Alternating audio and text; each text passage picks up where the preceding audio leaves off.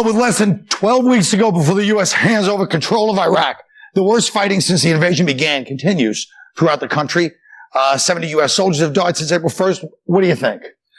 Well, I think there's only one real reasonable solution. And if I was John Kerry, that would be my platform. I would say, if elected, I will put Saddam Hussein back in charge of Iraq. You know, I think we have to redeclare war because the peace ain't working out. You know what I mean? Yeah. Less people died during the war than have died during the peace.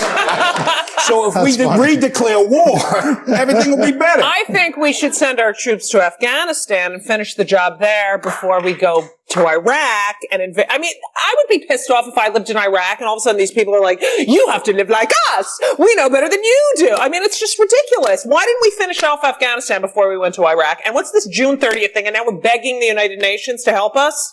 And they're kidnapping each other. Did you hear about this? They kidnapped some Arabs too. They're getting crazy. So they kidnap a lot. They don't care whether it's like the new thing to do now over there. It's like, son, I'm going to kidnap you. Yeah. But they can't. You would get kidnapped. They can't tell. We get kidnapped. Yeah, But you can't stop them. I mean, that's the real problem. Where it's a dilemma because we can't stay, we can't pull out because it'll be civil war. You have the Shia Muslims who are now being supported by Iran and the Hezbollah guerrillas in Lebanon, and then you have the Sunni Muslims, the Sunnis who worship Woody Allen's wife. And they're not playing games over there. They don't like each other. How are they going to they don't want us. But there are vast differences between the religions, though. Like, it's hard for us to understand, that kind of hatred. But it's like, there's big differences between, like, the Sunnis and the Shia. It's kind of like if you look at the way Lutherans and Catholics feel here in America, it's that kind of rage, you know what I mean? That would lead to, like, murder and mayhem. But Greg, you are not into pulling out. I mean, your wife's having her third child. That's true. That's true. But wait, let's hear from... Well, you always grab... Where'd you go? Well, the democracy seems to be working a little bit. I mean, they've been killing each other, kidnapping. I mean, tax evasion maybe next. Right. You know what? What's next? Tax evasion. The big problem is this is coming right from God. You can't argue with people who are talking to God. You know what I mean? There's nowhere to appeal that. Why are you doing that? Because God told me, I'm done. I got nowhere to go.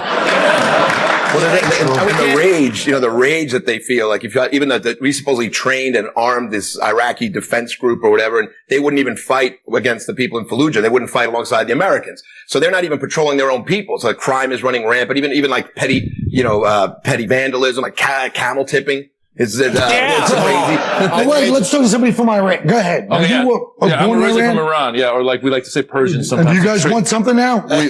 Seems like you're moving over there. Right. You want something? Want a piece? We want in. We want in. Well, we never liked Iraq in the first place, but now they made the whole. First of all, I mean, I understand why these people wouldn't want to protect themselves. We never even pronounced the country right. I mean, we called it Iraq. It's not Iraq. It's Iraq. Oh. Iraq. But Iraq sounds like that's what it is. So how do you attack a country we don't know how to pronounce?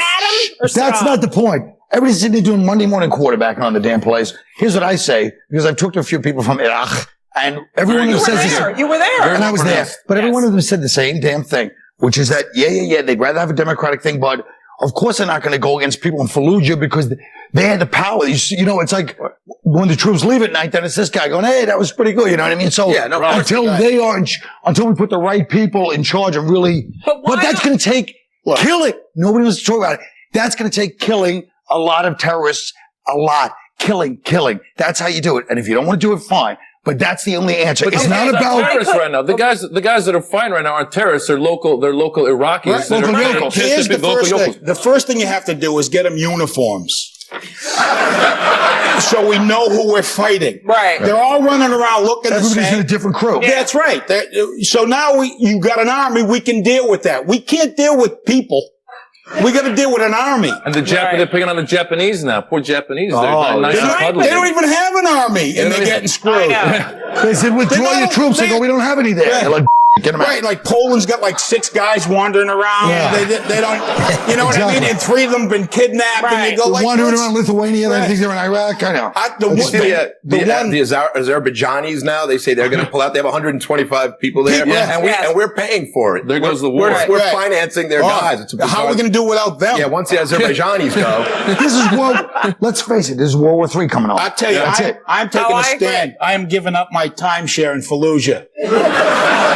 I I have had it. That's a mistake. Yeah, but I was booked there for August. Real estate, it's always a mistake. I'll wait till the end of the summer. It always goes up. It always goes up, no matter what. All right. Now, what do you think about this? In Honduras, the street gangs are defying the government they just decapitated their 10th person of the year on a park bench.